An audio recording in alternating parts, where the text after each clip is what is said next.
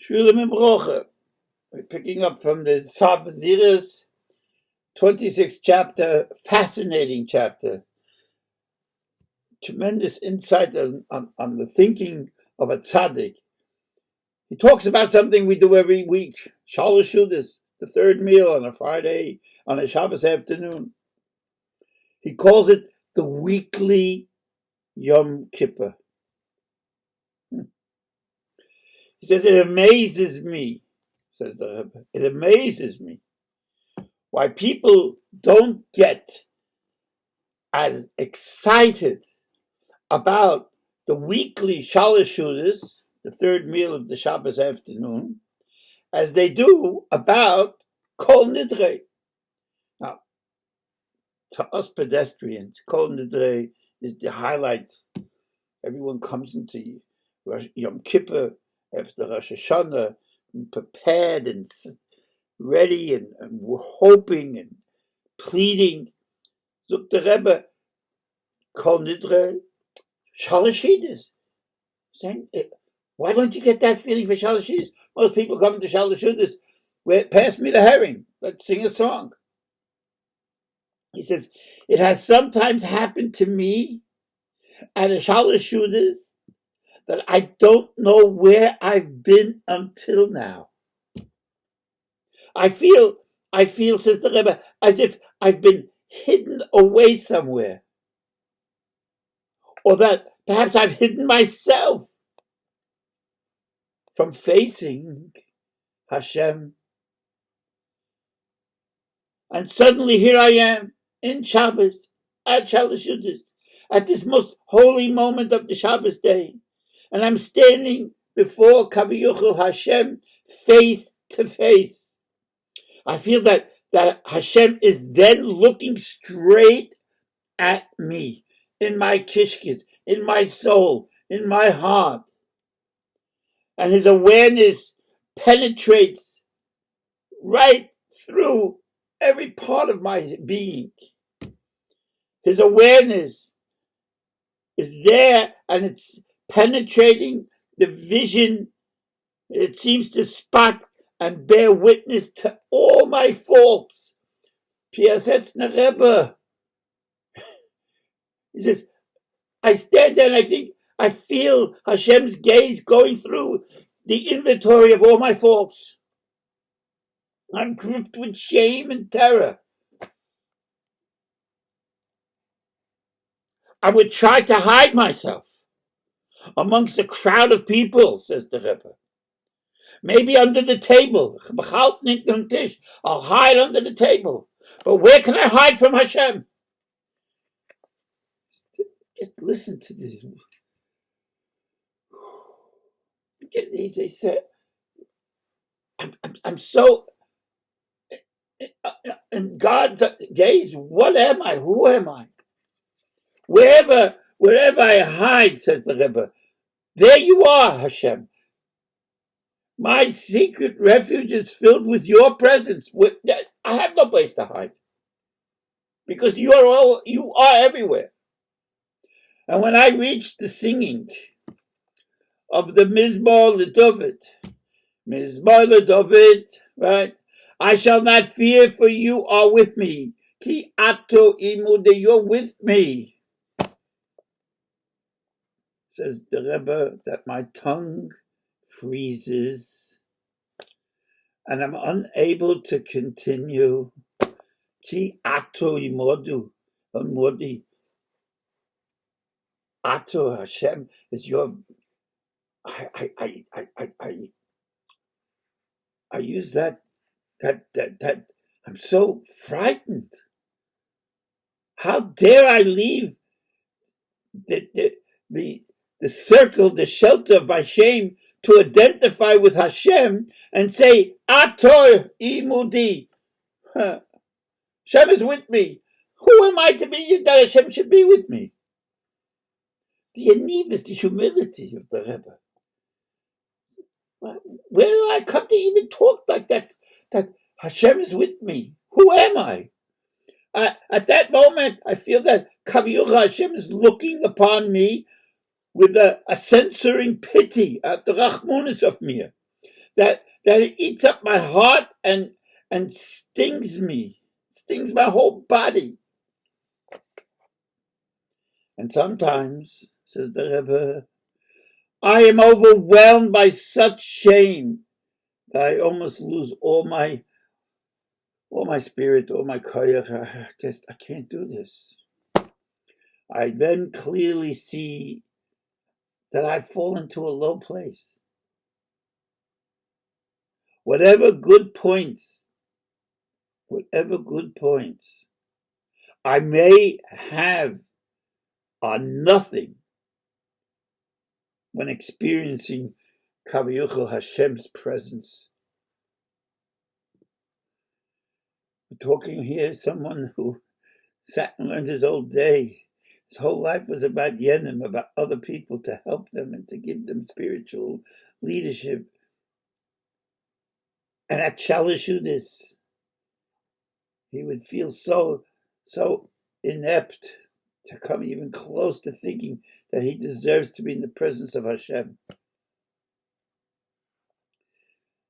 I then, says the Rebbe, these are his words, I then feel like a lowly worm that brags about how strong and beautiful the tunnels that worms make in the ground, how great they are. Look at that. What a joke. When he sees, when the worm will see buildings that are built by human beings, and he was proud about his little tunnel that he made in the ground. What a joke. All the tunnels that I have created, that the worm has made, are compared to places of humans. Humans build tremendous buildings. Whatever holiness and purity that I have in my neshama, I am capable of attaining nothing before Kavi Yuchel to Eibish's beauty and his purity. So how insignificant are my acts to Kavi Yuchel Hashem, who the whole world and all the heavens are his creation. Things aren't going very well here. Yet, none of this is new. It's not a new insight. I've had these feelings before. But then I only knew that I'm insignificant. Now I know. It's now real. At Shalashudis, it becomes real.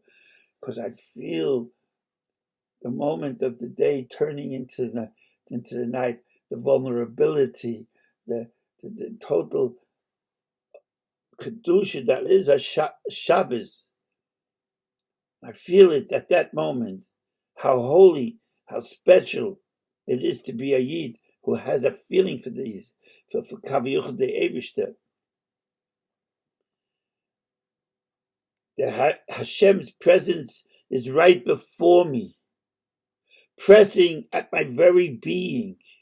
At that moment of Shalashudis, and in front of his dazzling presence, the peak of my enlightenment becomes dark because I realize it's insignificant, but it's the reality that strikes home. My being, says the Rebbe, melts. I have lost my sense of selfness. I have no existence of my own. I realize it's all been a mirage. My neshama, my soul, takes courage. Come what may, I cry out. Even in the depths of hell, I shall fear not, for you are with me. Ki atu imudi. You're with me.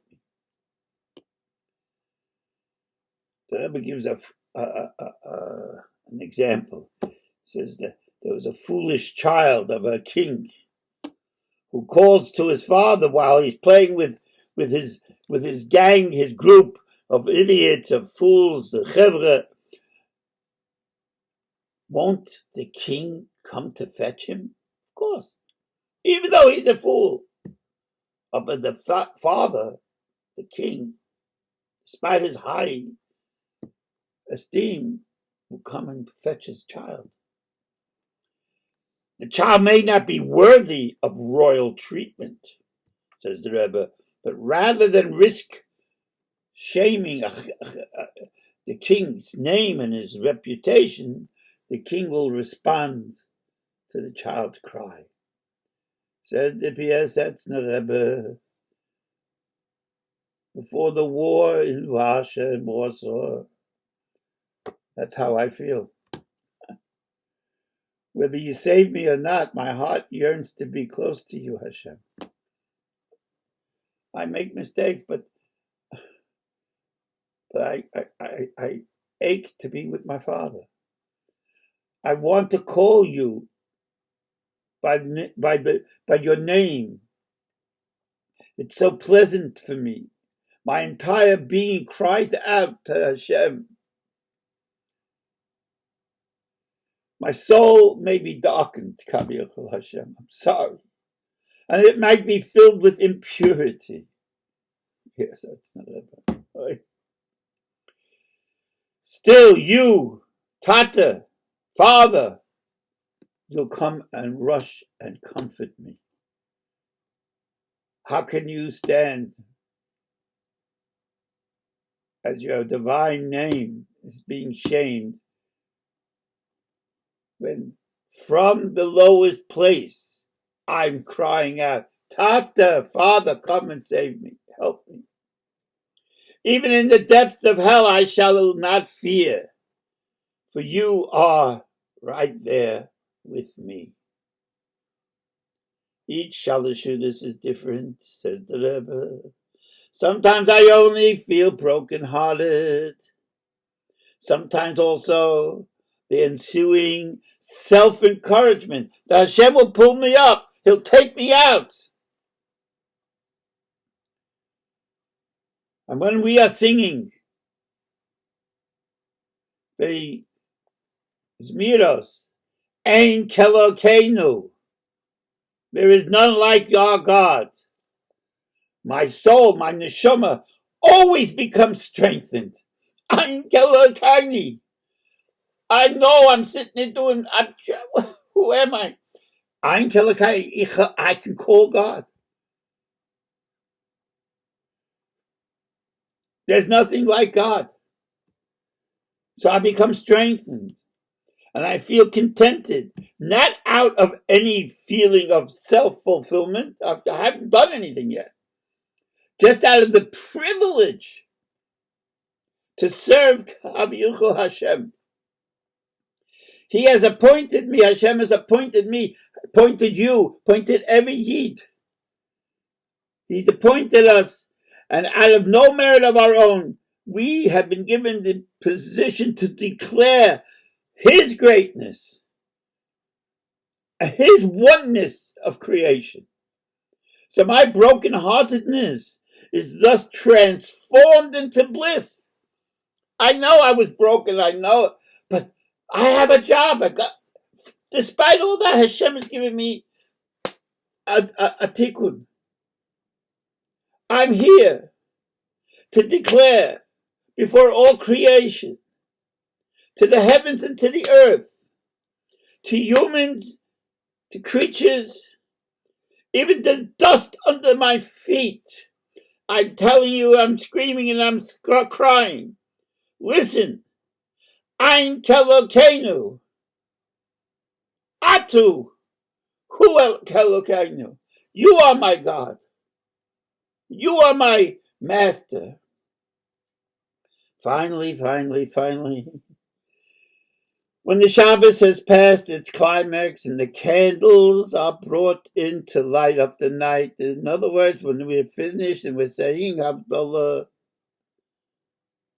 I find myself a different person. Heilige Piasetzner Rebbe says that he finds himself a different person. I realize how necessary it all was.